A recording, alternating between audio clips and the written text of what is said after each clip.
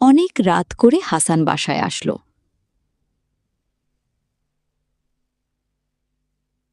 তোমায় একটা কথা বলবো, মাঝপথে থামিয়ে দিও না প্লিজ। আবার কি সমস্যা? সমস্যা হলো তুমি একই কাজ বারবার করো, আর আমি কষ্ট পাই। সেটা তুমি বুঝতেও চাও না। আমি কারো কথায় চলি না। আমার যেটা ভালো লাগবে তাই। আমি কি তোমাকে নিজের ইচ্ছে মতো চালাতে চাই?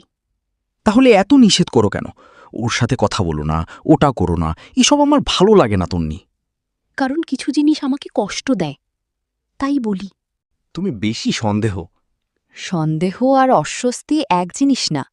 তুমি যে কাজ করলে আমার খারাপ লাগে, আমি শুধু চাই তুমি আমার অনুভূতিটা। আমি তো খারাপ কিছু করি না ভাই। হয়তো তোমার কাছে খারাপ না, কিন্তু স্বামী স্ত্রীর সম্পর্কে শুধু আমি কি চাই না, আমার মানুষটার কেমন লাগছে সেটাও গুরুত্বপূর্ণ। তাহলে কি আমি নিজের মতো চলতে পারবো না? অবশ্যই পারবে। আমি তোমার স্বাধীনতা কেড়ে নিতে চাই না, শুধু চাই এমন কিছু করো না যেটা আমায় কষ্ট দেয়। তুমি আসলে আমায় কন্ট্রোল করতে চাও। আমি তোমাকে কন্ট্রোল করতে চাই না, শুধু চাই সম্পর্কটাতে দুজনের অনুভূতির মূল্য থাকুক। তুমি যদি নিজের ইচ্ছামতো চলতে পারো, তাহলে আমারও তো আমার মতামত বা অনুভূতি গুরুত্ব পাওয়ার কথা, তাই না? তুমি আসলে সবকিছু বেশি সিরিয়াসলি নাও। কারণ আমি সম্পর্কটাকে সিরিয়াসলি নিই। তুমি আমায় কথা দাও, সেই কাজ আবারও রিপিট করো বারবার।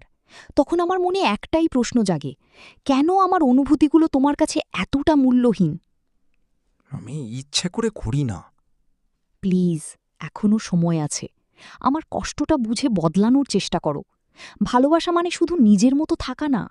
কিছু জিনিস প্রিয় মানুষের শান্তির জন্য ছেড়ে দেয়াই ভালোবাসা।